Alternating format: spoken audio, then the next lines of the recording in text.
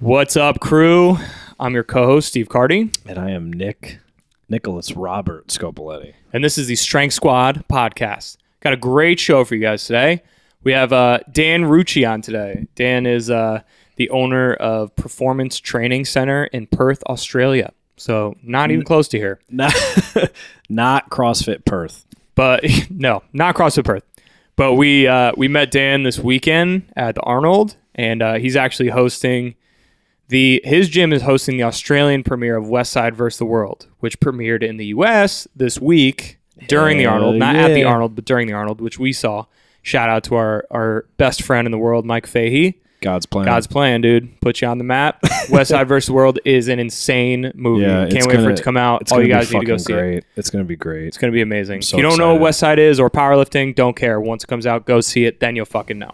Right. Do a little Googling beforehand, maybe, but... Before we start here, guys, we're going to open this thing up with a dad joke. Hit it, Steve. I'm ready. For the dad joke this week, I'd just like to make a shout out to Sidewalks for keeping me off the streets. And some quick announcements here. Make sure you guys go to all of our social media. Check out our Facebook. Go ahead and like our Facebook page.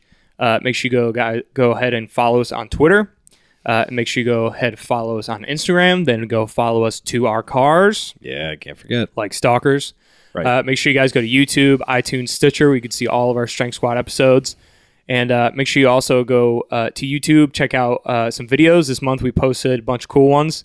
We have a bar muscle up progression video. We have a warm-up guide. So if you're unsure about warming up with the barbell, great video on how to warm up. And then what was the other one? Oh, yeah, pull-up progressions. Pull-up progression video. All good stuff, guys. So go check that out on YouTube. Give us a like, give us a comment, give us a share. What else? Oh, yeah, on iTunes and Stitcher, make sure you guys leave us a 5-star review. And that's it for announcements. We're so tired. Yeah, we just got back from the Arnold. We're killing it right now. Oh, my God. Flight. We were supposed to fly in last night at like 11:30. Yeah. And our shit got delayed. But we stayed at a sweet-ass hotel for free. Got it comped, baby. Thank That's you, what you Delta. get when you're a celebrity. Nah. Shout out to Haley and Zach Attack, man. Yeah. Met them. Hope you guys actually fucking listen to the show like you said you were gonna. If not, Couple it's of okay. bodybuilders from Wisconsin. Sheboygan. Yo, Sheboygan. No, it's an Oshkosh. Shout out to Oshkosh, yo. Yeah, so I think it's about time to slide into those DMs, send some news. Let's do it. This week's Send News, guys, is an article from Perth Performance Train, or no. I always do this. Performance Training Center in Perth, Australia. Dan Ruchi's gym. They actually have a pretty Paul good... Ruchi. And Paul Ruchi. His twin brother. And what's up, Heidi? And Heidi, what up? There is an article from their website, from their blog, actually a real good article about like shoulder mobility and how it relates to like shoulder pain during the squat.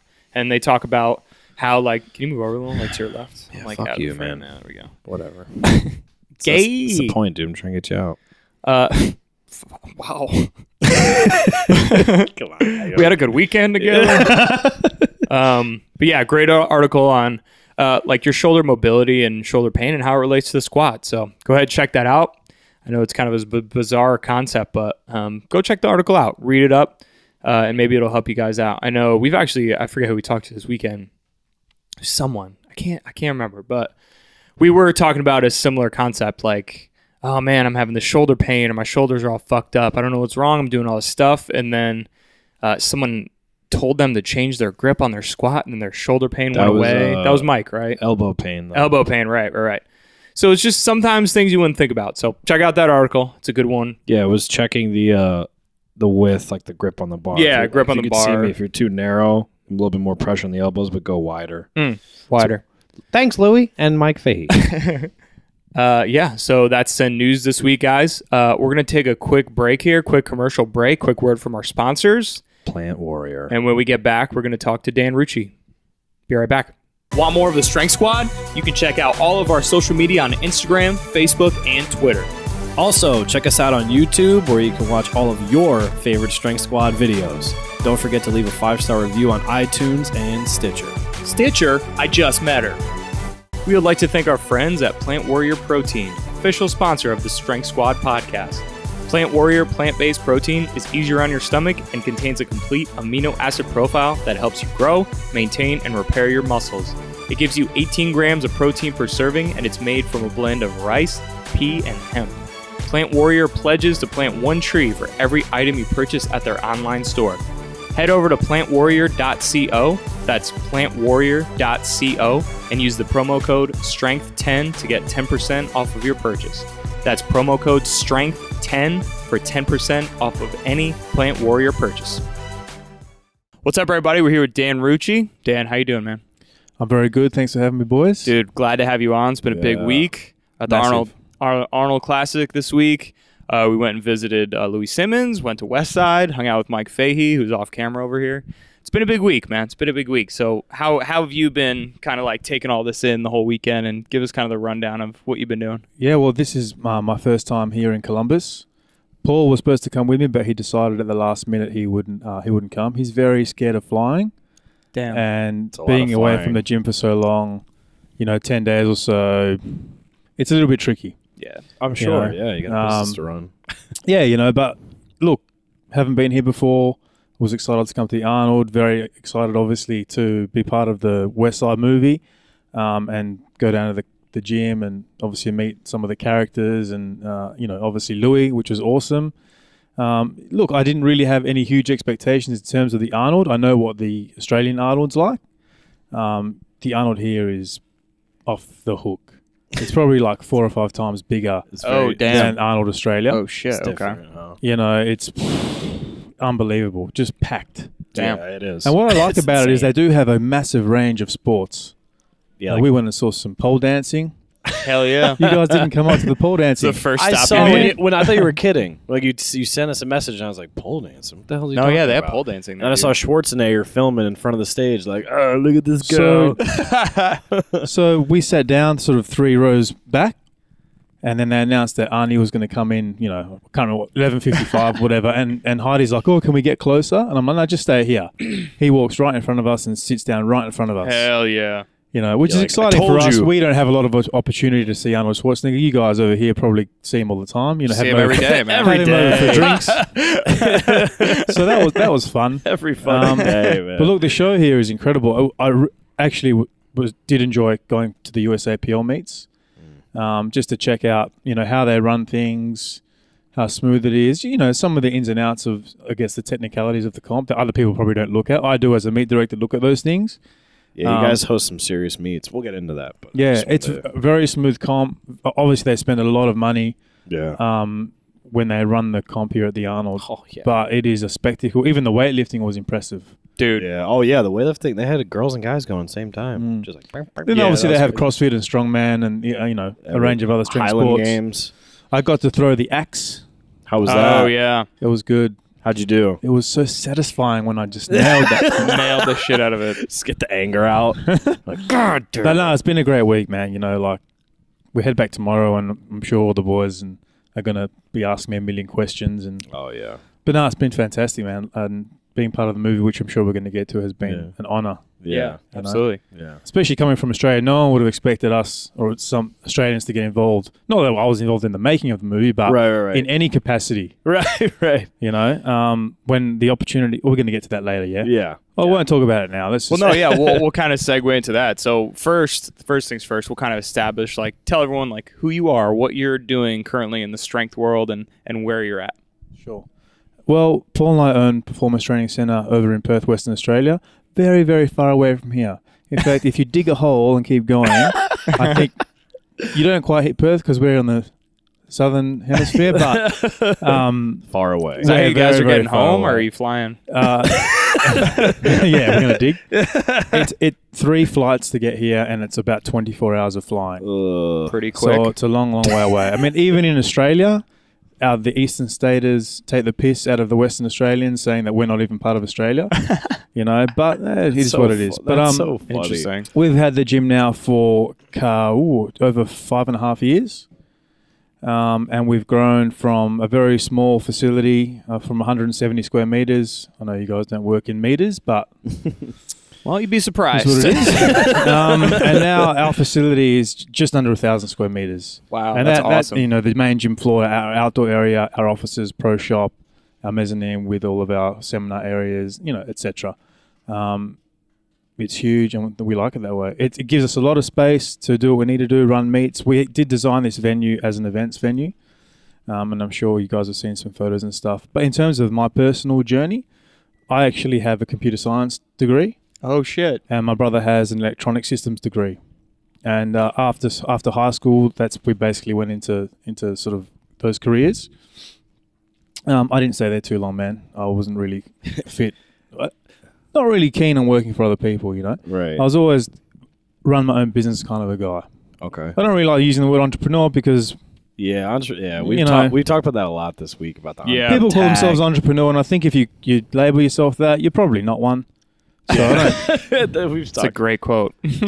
So look, man, I just love running businesses. The satisfaction you get, and the ability to make really fast decisions that can make big differences to people's lives. Right. And I've run businesses from an online car parts shop, and now to a gymnasium. Yeah. Paul and I play in terms of sort of our sporting background. Paul and I played lots of soccer when we were younger. Yeah. And my dad was a soccer player, and obviously that's how we got involved with soccer. Mm-hmm. And we sort of found the gym, early 20s to mid 20s, and we were just doing the normal bullshit. Bodybuilding. Splits and every day is chest day, and Hell yeah. I think that's Hell everyone yeah. starts there. That's how. Yeah. For sure, Exactly. yeah, That's for how we sure. all started. I mean, maybe not I'm- Mike, but the rest of us started reading. Mike Flex. started ahead of everyone. Yeah. so We started reading Flex magazine. He was having fucking world class training in his garage. look, after that, when we were I'm 40 this year. So when we were about 30, we found strength training. Mm-hmm. We were following a guy from over east who's a friend of mine, Marcos, who actually founded Performance Training Centre in Melbourne. Okay. I flew over and we, followed some of his programming and stuff. It was simple stuff, some linear progression stuff, very, very simple. But just fell in love with squatting, benching, and deadlifting, really. And I think the passion, it evolves from there. You research and it just grows. Yeah. And I did my first meet in 2010. And since then, I've done almost 24 meets. God damn. The last meet I did was last June. I squatted 300, bench 165, deadlifted 255 or something. Kilos. Kilos. Kilos, everybody. So go and I've- take your calculators. Paul and and- I have always been good squatters. Bench has stalled a bit because of my shoulder injury. And we just shit at deadlifting. Yeah. Not great deadlifters, but that's just the way it is. I think everyone's Dude, got a lift or two they're I good just at. did the math. 660. 660 squats, pretty good. Pretty good. Yeah. I'd like to squat more, but after that comp, I started developing some left labrum issues in my hip. So even now, I can feel my groin. Yeah. And I've got to go back for another very, very minor surgery on the shoulder. But that's all good and well. And I've lost about 12 kilos since June. Damn. That's a lot, dude. Yeah. Oh, shit. So- Really? I feel tiny and weak. This is quickly going to turn to a therapy session amongst lifters. But, like I tell our athletes, there's periods of ups and there's periods of downs. Yeah. And that's with any sort of periodization. Yeah, for sure. Yeah. What goes up must come down. You have to have high periods of intensity and low periods of intensity. And I think the same goes with body weight, training, Yeah. all those types of things. But yeah, look, our gym started from nothing, Mm-hmm. and it's grown to what it is today. And, Paul and I, we didn't have a lot of money coming into this gym. We started the gym with another friend of ours who we've bought out, he's been bought out a couple of years ago. Yeah, but we started this gym with, I think we poured in 12,500 Australian each, which isn't a lot of money to open a gym. Yeah. and it just grows from there. And I think with some good decisions and stuff, we've been able to manage our cash flow well and sort of grow. And the most important thing is scale up. Scaling the business up that actually makes sense, and that you can, you don't have poor cash flow. Because I think a lot of businesses, what the mistake they make is they scale up too fast, not able to manage their cash flow, and they become cash poor, and that's when shit goes wrong. That's what we were talking about that in the car the other day. Was like, I mean, you guys started almost in the right place, man. Like a super small facility. Like started super small, and then as you grew, you physically grew too. Absolutely. And it's funny because when I was in my room before, I was having a look at the old photos of the garage at my brother's house. And then if you look at that and where we are today, it's miles apart. Almost. It's the same. Yeah. Go check out their Instagram, their gym. For sure. It's pretty serious, pretty dope. Look, we love it. And everything we do with the gym, we try and do to the best of our ability. And, we try and invest our money in the equipment that's the best at the time with the money we have available. Right. So for example, we have all the big brands, Eleiko, Hammer Strength. Yeah. We've got some Elite FTS gear, stuff from Chris Duffin. That's awesome. Some really awesome Australian manufacturers. Yeah.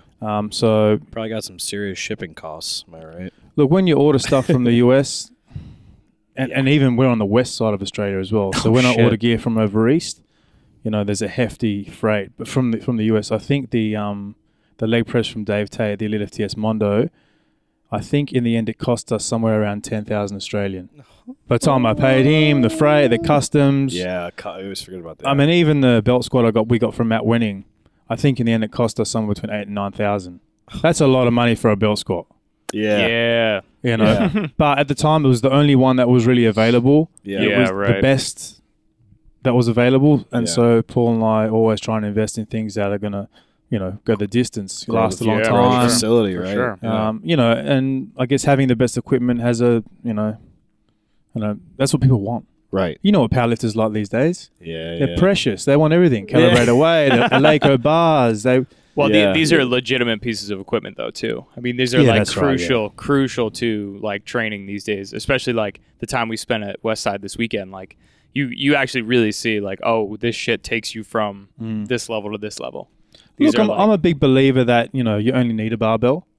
In saying that, though, some of the pieces of equipment used as accessories are very, very important, especially when you're dealing with things like working around injuries and for sure, adding extra load to the lower torso, for example, with the belt squat. They're invaluable tools. I think so, too. And I think to really grow and to reach your potential, you need a range of tools at your disposal, like a good tradesman. Yeah. You don't have one screwdriver.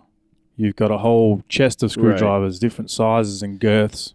Probably not the best word, but lengths, you know what I mean? You know what you mean. We like girth on this show. Yeah, I bet you do. That's why you got me here. He's a girthy guy.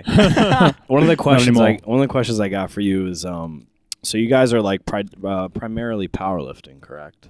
But you have other, just go through what you guys are doing at the gym and like. Paul and I are the head coaches. We predominantly work with powerlifters or strength athletes or people that just want to get into strength training. I also do a fair bit of rehab work as a remedial therapist. So, and I couple my rehabilitation services and my treatments, with my performance coaching. Right. I manage and Paul manage somewhere at any one time between 40 and 50 lifters. Okay. Each? Right? Yes. Oh, damn. So at the moment, I think I've got 41 on my book. Okay. And I've got some of them are overseas and etc. All around the place. A lot of them, obviously, mostly are in the gym. Right. We have a range of other coaches as well. So we have an exercise physiologist on staff. He also does a lot of work with bodybuilding and transformations. Wow. I've got a couple of personal trainers who work with Gen Pop clients. I've got a weightlifting coach who also does a lot of Gen Pop personal training.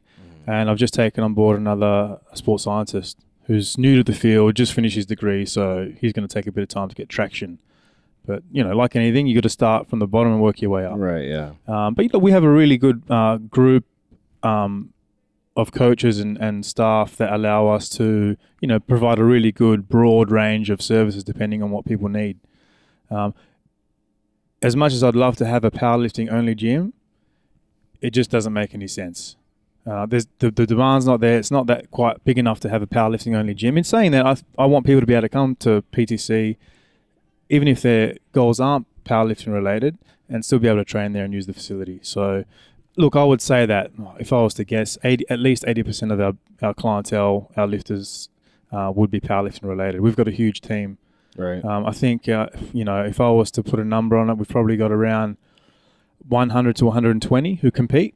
Damn. At any one time in different meets, etc. Obviously, they compete mostly in the meets that we run. So I'm the delegate for GPC Australia in WA. Mm-hmm. So I'm responsible for promoting GPC and running all the meets in WA. We also run a whole range of novice comps. Mm-hmm. And so those novice comps are really designed to nurture and introduce people into the sport, make sure they walk away with a fantastic experience. So hopefully then they opt in. There's no good someone doing one comp. We want them opting into doing more. Right. Absolutely. And so those comps are designed basically for that. Yeah. And those comps are at a point now where they sell out in under 24 hours. So our last comp sold out, 2-day comp, 60 lifters a day, 120 lifters, sold out in 21 hours. Wow. Jesus. So 120 lifters over 2 days, and that's a novice comp. That's amazing. How many contests you hosting like per year, would you say? Either novice or pro? Roughly 8-ish. 8 a year. 8 roughly. This year there'll be 3 GPC meets, 4 novice comps, and as you guys know, I don't know if you know about all the debacle with IPF and Powerlifting Australia. There's a new federation that started up, APU, Australian Powerlifting Union, who have the IPF sanction. So the first meet in WA is going to be run at our gym, and my brother Paul is the meet director. So that's on May 13, I think. Look, I think that it's going to take some time for that federation to gain traction. Yeah. Because there's still a lot of Powerlifting Australia members with memberships, and it's just one of those things. There's a huge change in their federation. They're not sure if the APU is going to deliver, and so I think once it sort of gains traction and people sort of get comfortable with the fact that APU are now going to be running the IPF meets, then it'll start to grow. But I think it's a good move. I'm not going to say too much about it, but it's fantastic to have IPF meets back at PTC. Word. And awesome. So what is kind of the outside of your gym, if we're talking about Australia in general, I mean, what's strength training like there? Is it like powerlifting is the dominant strength sport, or is CrossFit huge there? Is weightlifting? Like, what is the bigger of the sports? You probably find it's a very similar ratio to what it is here. Okay. So similar to the States.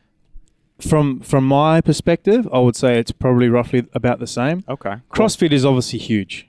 Everywhere, yeah. I mean... and you got some superstars out of your country too. Look, I'll be honest, I don't know a huge amount about CrossFit in terms of the athletes. I know some ex-clients of ours run CrossFit gyms and are very, very good. And as much as powerlifters love to hate on CrossFit, CrossFit has a huge... it has been part of the movement that's helped drive raw powerlifting. Yeah, for sure. Abso-freaking-lutely. No one wants to admit it. And weightlifting too. I come from weightlifting, and it's like it's the same thing. I mean, the USA weightlifting was almost like tanked. It was almost gone. CrossFit comes along now. USA weightlifting has fucking thousands of members. It's insane. Exactly. Look. Like anything, you have pros and cons, goods and bads. Yeah. You have that in powerlifting, you have it in CrossFit, you have it in weightlifting, and we can sit here all day and talk about, all of that stuff. But at the end of the day, I think it's important to acknowledge the fact that CrossFit has played a huge role in helping promote powerlifting and break down barriers as well. And obviously, the introduction of classic raw or raw powerlifting in 2010 into the IPF really brought the barriers down. Because as you know, in gear... Let's forget about multiply for a second. Even single ply gear, shit is not easy. Yeah. You don't just walk into a gym. Yeah, everyone thinks put on a bench shirt and add 100 kilos to your bench. No. Everyone thinks that though. Yeah, everybody crazy. thinks that. It's try putting on a squat suit. Oh, I've tried. Yeah, I mean, it's fucking crazy. and mate, think about Westside. Yeah. Those motherfuckers are in multiply gear. Right. Yeah. That Leviathan Inza suit stands up by itself. Yeah. Mike's like, yep. A friend of mine in Australia, he did some multiply lifting a couple of years ago. His name's Shero. He owns Burley Strength in Canberra, an awesome gym on the East Coast. He did some multiply stuff. He ended up squatting 400 in the Inza Leviathan, I'm pretty sure it was. But his raw squat probably at the time would, I don't know, maybe 220, 230. I'm not sure, but man, that's some serious extra load on the back. I mean, you don't just put a suit on, and obviously he was highly skilled. Yeah, you got to learn how to manage it. So I think the introduction of raw powerlifting has really helped bring about the barriers down. You can just put a bar on your back and squat. You don't even need knee sleeves. Right, yeah. You know, so, and ever since then, I think the sport has grown to new heights. And to be honest, in all fairness, it's probably one of the reasons that we got involved in powerlifting. At the time we got in, we wouldn't, you know, we probably weren't all up to date with equipment and gear and all that type of thing. And it's easy to put a bar on your back. Right. Whereas, to be honest though, you know, now that we've been doing it for a while, even my brother's started to do a little bit of single ply lifting. I think he wants to lift single ply IPF. You know, I'm keen on putting on a bench shirt and a squat suit. Hey, Dude, yeah. You Same. know, I talked to Louie. I said, what type of briefs do I need to buy? yeah. He told me yesterday. He'll I fucking said, talk you into it, man. No, for real, though. I mean, he makes a good point. Like, it's just, when he said he had 15-year-old track girls that had briefs on when they squat to prevent groin injuries, I was like, okay. Yeah, you get into sense. like the injury prevention side of things while you train, regardless of whether you're a powerlifter or not. I mean, using those suits that's your injury prevention is I mean, the likelihood of injury is just going down if you put on a squat. And, you know, they're doing 80%, you know, specialized, like just accessory work. Like the 20% is actually like the barbell stuff. So, I mean, like, they're not wearing the suit when they're doing hamstring curls and belt that's right. stuff like that. Look, and I think, Louis, I think this was mentioned in the movie, they've got some anecdotal data on the longevity of someone in the sport. If you're raw, if you're single ply, if you're multiply, you know, I can't remember the part of the movie they talked about the ages that the people drop off. Right. And they were talking about if someone's in gear, do you find that they have more longevity in the sport because it helps protect their joints more? Absolutely. You know, I know it's anecdotal and that's just from their experience, but you know, I guess if you break it down, it does make a little bit of sense. Yeah, if you're trying to keep, this is not easy. If you're trying to be competitive, or you just you love lifting and you want to keep doing it forever, then maybe throwing on a pair of briefs won't be the end of the world. Maybe that's okay. We have some friends back home, Hellbent Barbell. Their dad's what's Mr. Skiba, 70 years old. 70 years old. Dude. Squatted 700 for 2 in a suit. Yeah. Dude's 70. He's been doing it a long time, but he's 70 and he's still doing it. Yeah, that's crazy. the point. You know, so Doing what he loves at 70 years old. problem with it's cheating, but it's like sumo. It's like archers in a bench. Yeah, dude, everything's cheating. Everything's cheating. Genetics are cheating. Yeah, everything. If you eat food, you're anabolic, you're cheating. You're good. Keep rocking. Just reset. But yeah, look, a big part of what we do as well is also running events and courses. Paul and I actually have developed our own powerlifting course, and we're going to be that's awesome. Oh, that's dope. We're going to be following that up with an advanced course as well. But our events have gone from, you know, when our first comp, we had a deadlift only comp, you know, 12 lifters to now it's unreal. We have a lot of technology behind our comps. We have live broadcasting with commentary. You know, we've got a fantastic team that help, you know, obviously officiate and volunteer their time. And you guys know what powerlifting's like. There's a huge reliance on volunteers. Yeah, for sure. You know, you can't afford to pay people. There's no money in it. You know, it's definitely a team sport played by individuals. Yeah, and absolutely. you need a massive team behind you. And that's one of the things I really like about geared lifting. You need people around you to make it work. There's no way you're going to be benching. It's hard to do alone. You're not doing an ME day right without 3 or 4 guys around you. Right, exactly. Especially if you're in a shirt and you're doing a board press. Who's going to hold the fucking board? You know, so... Who's going to put the shirt on you? Whereas Raw... Seen that too. Not you. Raw allows people to be a little bit introverted and you know, distant from other people. So I think we might find that over time, the industry, or especially the Raw side, Raw is always going to be big. But I think what you might start finding is some of the more elite lifters in Raw, maybe not even the elite ones, but they might start dabbling in equipment. Yeah. I mean, even me, I've been doing it for, let's say, 10 years, roughly. Mm-hmm. And I'm considering putting some equipment on. You know, I've got a sore hip and blah, blah, blah, blah. Yeah. You know, if it helps me squat and I can work around an injury, why not? I think you should. Yeah. For real. Try it out. And after being to Westside and... Especially after this weekend, man. Especially after this weekend. I mean, I'm not a power lifter, but like, even for me, man, I'm like, I think about it. I'm like, dude, I might get some gear and just use it while I'm training just to, you know, keep things under wraps. Look, I don't consider myself a power lifter. I'm just a person that likes to lift weights, and I'll go in powerlifting comps, you know? I like that, Dan. I like that. I don't like the labels. Yeah. I don't know why people got to label themselves. Everyone, like their Instagram will have their name, powerlifter. What? You've done one meet. Well, and you know what happens weight class, their squat bench dead numbers. Their Wilks. Well, everyone... Yeah, what happened to just strong is strong? Yeah, no. And what happens too is when we talked about this a lot too, is what happens is people then divide themselves and outcast themselves in that one area, right? So they'll say I'm a power lifter, and it's like they just stay over in that area and they don't open themselves up to other ideas in weightlifting or bodybuilding, whatever. Things and ideas that could help you in everyone's training.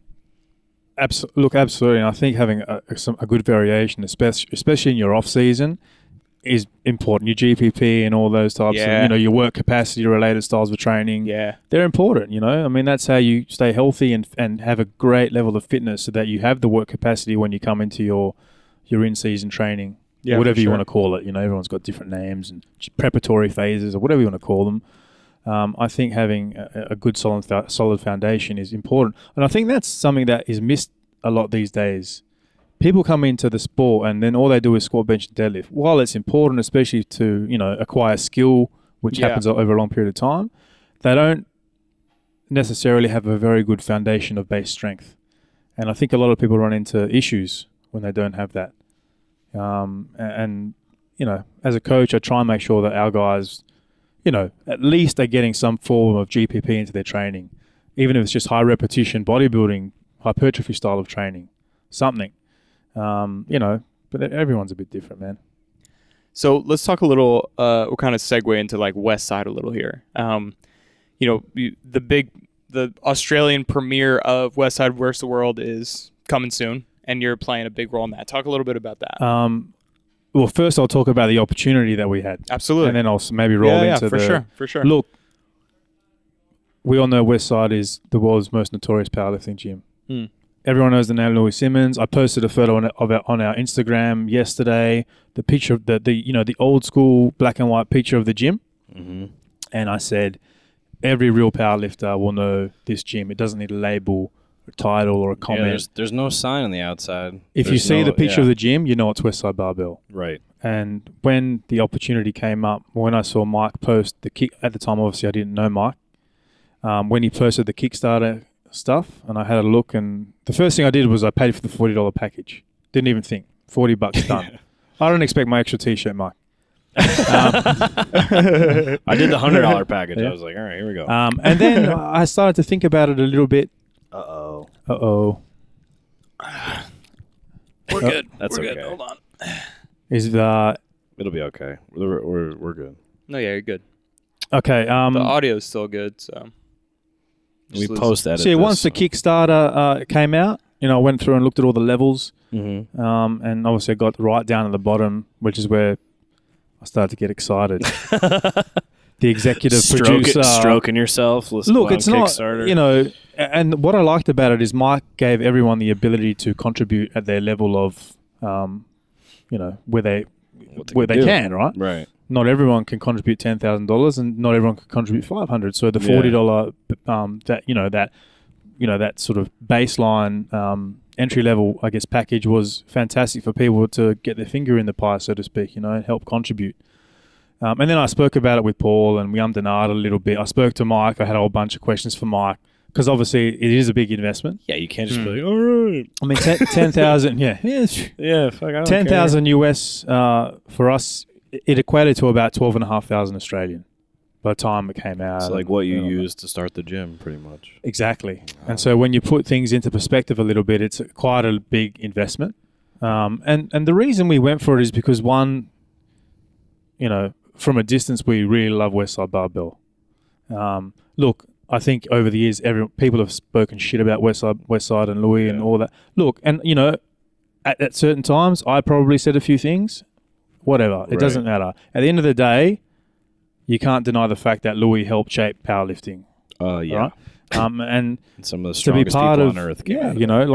Sure, people will argue that some of those methods don't work for Raw and all this type of stuff. At the end of the day, whatever, it doesn't matter. As long as you're training hard, I'm happy. Right, yeah. I think most people forget the important part, and that's to fucking train hard.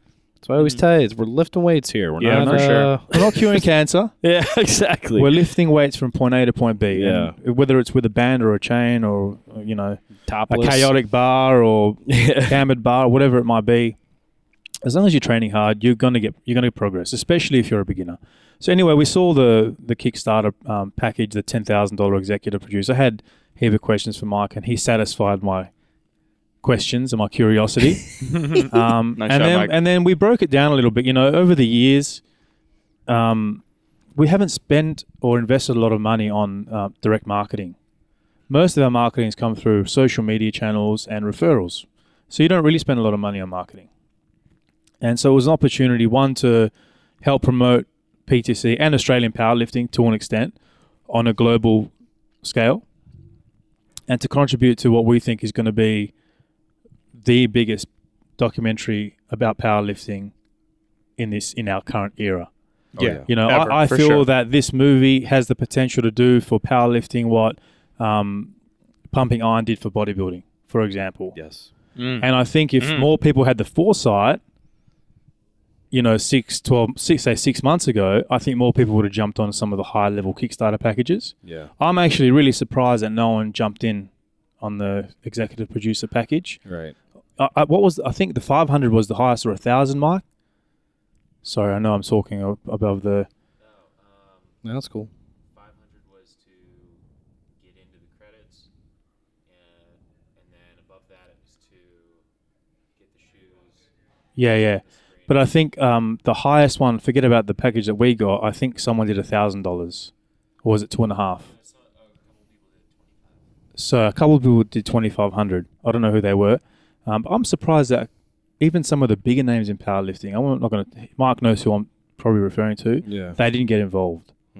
But, you know, it is what it is, and we're just small-timers from Perth, Australia, and we decided to jump on board and just be a part of it, ride the wave. And part of the excitement was to be able to come over and be part of it and go to Westside and meet Louie and, you know, just be a part of the sport that we're passionate about. It sounds like you're going to have, because you have so many athletes, it sounds like you're going to have a good crowd, and they're probably, you know, all these people you have there in the gym you've built, and they're so into powerlifting. They're going to watch this. Like, we're not, you know, like, we love powerlifting, but, like, we don't compete. But, like, we walked out of that movie like, God damn. You know what I mean? It was good. So pretty incredible, it's going to invigorate everyone down there. They're like, hell yeah. I mean, I said to Heidi today, we're walking through the Arnolds, and obviously, you know, I watched the movie and walking through USAPL, and I said to her, like, babe, I want to compete again. You know, I want to get over this fucking injury. I want to put my body weight back up. Because at the moment, I'm nowhere. Right. You know? I probably couldn't squat 200 right now. Kilos. Yeah, sorry. That's okay. But that comes back pretty quick. But, you know, to be honest, in the last 6 months, I just haven't wanted to train. Hey, that shit I've just happens. been at a point where I just can't be fucking bothered. Like, it's difficult to just go into the gym and train, even though I'm there every day. Yeah. But I've got to get that back, and that's okay. I think the time off will do me good. But anyway, the Australian premiere, so the other advantage of being the executive producer, or, you know, that level on the Kickstarter, was to have the movie or host the movie in Australia and have the Australian premiere at the gym. Yeah. So we're actually converting the gym into a cinema. We've already got all the structure and everything for it with all the trussing and stuff. It looks like a cinema, yeah. It looks like the So they're going to be putting a rear projected screen on the trussing, and there'll be seating, and we've got popcorn, person coming out doing popcorn. We've got food van there. Nice. We're going to have red carpet and everything there, so we can That's have amazing. photos. So we're going to try and replicate as much as we can the cinema experience in the gym. But that should be good. We've sold, at the moment, I think we've sold roughly 60 to 65 tickets. Nice. You know, and for a small, a city like Perth with a very small following in powerlifting, it's probably about bang on. I hope to get around 100, and I think maybe over the next week before the premiere, hopefully we can get it there. Yeah. And we will have door sales if I don't sell out. So, you know, hopefully we can get about 100, which will be fantastic. Yeah. You know, most of them, 50% are roughly from the gym, and there's still lots of people from the gym that haven't got tickets yet. So I'm hoping a lot of them come through. Yeah, everyone. If they don't, they're crazy. Yeah. I'm going to be dead. I'm going to be straight out on of the gym. You hear that? And I'm going to be dead honest about this.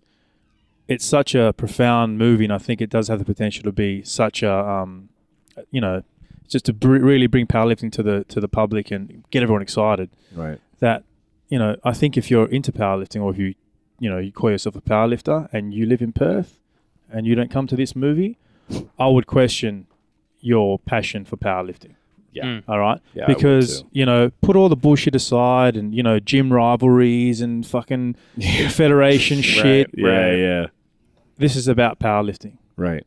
You know, I think, and this is everywhere in the world, people got to put their differences aside because the sport is actually too small to have this segregation, Exactly. The divide, yeah. the divide. And if people come together, the sport can be amazing. You know what it's like here. How many federations do you have in the US? So many. 4,000. No, it's like Yeah, it's it's like in the ridiculous. 20s or 30s. Yeah, You crazy. know, in Australia, we're a bit luckier. We only have really 2 dominant federations, GPC, and at the moment we've got about 1,000 members. And well, the RPF affiliate, which is now obviously sort of changing and stuff, but they're the main 2 feds. There are a couple others, but they're nowhere near as big. So we're a little bit luckier in Australia. In America, though, man, you got So Yeah, much. it's a lot. It's a lot. So much. it's crazy. Yeah. But look, it is what it is, and let's not talk about it. Yeah. It's a whole nother show, Look, dude. we're really excited to be a part of it. To be honest, I feel very privileged and honored to be a part of it. Absolutely. Humbled by the experience, and it's just awesome to be. Yeah, really. I mean, Yeah. it's killer. When I saw my name come up and the PTC I know, Perth I thing, saw that. that's a proud moment. If you would have told me 5.5 years ago we would be, involved in some way in a movie like this, I would have said you were dreaming. Yeah. And so that really excites me for where we can go in another 5 years. Yeah. You know, We feel similar. we yeah, feel look, a similar and way. everyone starts somewhere, and I think we've got the potential to grow very, very big. I guess one of the advantages that Paul and I have is there's 2 of us. Yeah. Is he your twin, by the way? Yeah, we are I twins. knew it. Nice. Knew it. Twins, Basil. Married. I'm getting married in May. Nice. Yeah. So it's To all Heidi. good. Yeah, obviously. I don't know, man. Just making sure. Look, Paul and I have experience running businesses, and getting them to grow and prosper and managing cash flow, etc. And I think that's helped us, hugely with running PTC. So, and that's a huge advantage for us because a lot of the gyms that open, as you know, most of the time it's just because someone has a passion for powerlifting and they go, "Oh, I'm going to open a gym."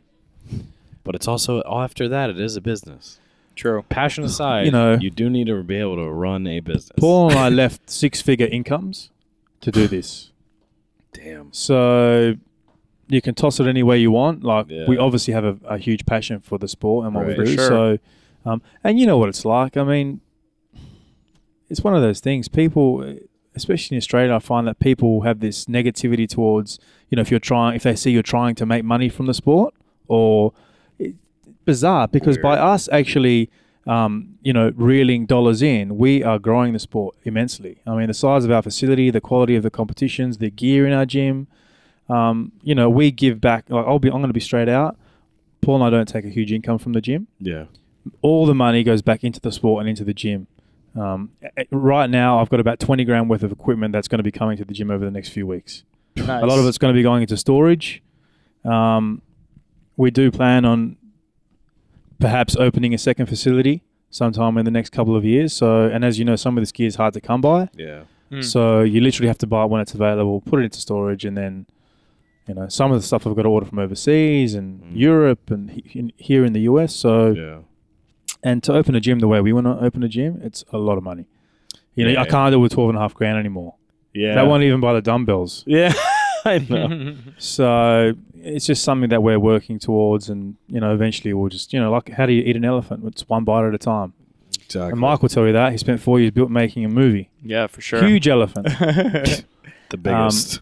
But the biggest and the angriest elephant ever. there's lots of people in Australia at the helm of powerlifting that promote and run the sport, and they all do a fantastic job. And I think if you guys came over to Australia and saw some of our meets, you'd be very impressed. So the quality of the meets, the quality of the lifters, even the camaraderie between the lifters is very good. Mm-hmm. And again, because we don't have all 400 federations, it lends itself to a bit more excitement and competition on the Right. platform. I bet. Yeah, for sure. So, and that's a good thing. So yeah. Word. But yeah, March 10, Westside versus the World at PTC, $30 a ticket. You can contact me personally or go to our Facebook events page for ticket information. If I don't sell all the tickets out, they will be available at the door, but I can't make any promises. Word. Beautiful. All right. Easy. Very beautifully said. Dan, thanks so much for joining us. My pleasure. Thanks for having me. We're going to take a quick break, guys. When we come back, we are going to wrap it up. Thank you very much. Bye. Want more of the Strength Squad? You can check out all of our social media on Instagram, Facebook, and Twitter. Also, check us out on YouTube where you can watch all of your favorite Strength Squad videos. Don't forget to leave a 5-star review on iTunes and Stitcher. Stitcher, I just met her. We would like to thank our friends at Plant Warrior Protein, official sponsor of the Strength Squad podcast. Plant Warrior plant-based protein is easier on your stomach and contains a complete amino acid profile that helps you grow, maintain, and repair your muscles. It gives you 18 grams of protein per serving, and it's made from a blend of rice, pea, and hemp. Plant Warrior pledges to plant 1 tree for every item you purchase at their online store. Head over to plantwarrior.co, that's plantwarrior.co, and use the promo code STRENGTH10 to get 10% off of your purchase.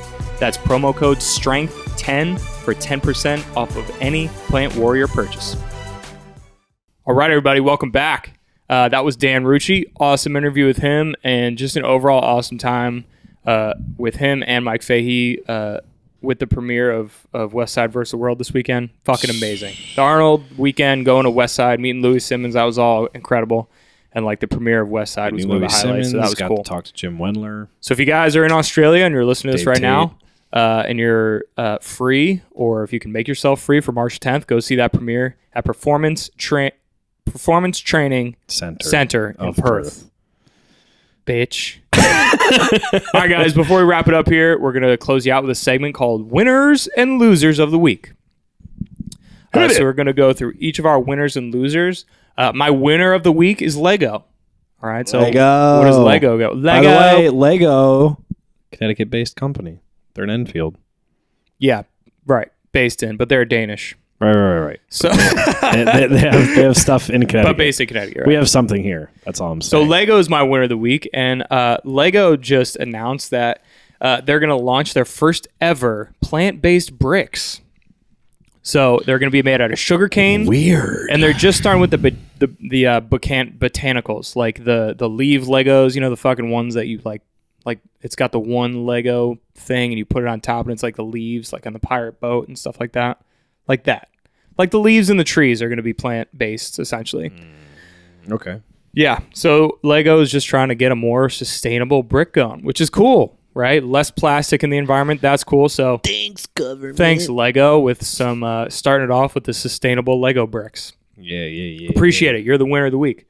My loser of the week is male Bumble users who really like guns, because the Bumble Tinder alternative app just announced that users will no longer be allowed to pose for pictures, have pictures of them posing with guns in them. That's going to be banned. So if you like guns and you like Bumble, you're fucked. You got to change your pictures. So Weird. if you're trying to impress Kaylee, who's 23 from Idaho State, and you got your fucking orange camo on, and your If you're just looking for a hookup, swipe left. and you got your freaking orange assault rifle over your shoulder, and your fake fucking gun whistle, You got a little dick. you're gonna get that left swipe from Bumble. From actual Bumble is gonna left swipe you and ban it. So those are my losers of the week. Male Bumble users who like to pose in pictures with guns. Thanks, Dad. Go ahead. Now you. My what are winner your losers of and the week losers of the week? has to do with the Arnold. The winner of the Arnold Classic, William Bonac. This dude's been up and coming. He was at 2 years ago in the Olympia. He was like top 6. Then last year he was took third. This year he wins the Arnold, beating Dexter, who sat behind us on the plane. That was very cool. Oh yeah, that was cool. He's 48 years old and came in second in the Arnold Classic. What a fucking Unreal. What a fucking freak. Still. Unreal. William Bonac's looking great, man. Following him on Instagram, and I've just been seeing things. I think he's really going to give Phil Heath a run for his money this year at the Olympia. And, nice to see someone else win now that Phil's got 7 in a row. So he's my winner. Dude's fucking killing it. And my loser of the week is my roommate, Nathan Pagan. He bought if you're listening, Nate, in your car right now, okay, he bought a shower curtain, and it's clearly of the Eiffel Tower in the city of Paris. He didn't realize what city it was. So, yeah. Love you, Nate. Sad. It's a sad day. Sad day for Paris. All right, guys. So those He are thought our, it was San Juan. Just kidding. I love you. You know I love you, Nate. so those are our winners and losers of the week, guys. Hope you love this week's episode with Dan Ruchi. Again, go check out Westside versus the World. Whether you're in Australia, you have a chance to go check out the premiere, or you're just kind of patiently waiting for it to come out. Definitely hit that up whenever it comes out, man. It's gonna be worth the goddamn gonna be wait. worth I wanted it. to see. I wanted to see it again And again. as soon And as I should have went the next night. Yeah, it was pretty dope. So make sure you guys go check that out. As Also- always, guys, go ahead. I was gonna say also shout out to Jim McD for chilling with us. Dude, He was- shout out Jim McD, man. What a good dude. Great weekend with Jim McD. Yeah. Jim McD's a real Jim McD and Mike motherfucker. Fahey. What a crew. What a crew. We rolled hard, They man. were great. People were scared of us. So, so as always, guys, thanks so much for listening. We appreciate all the downloads, all the views.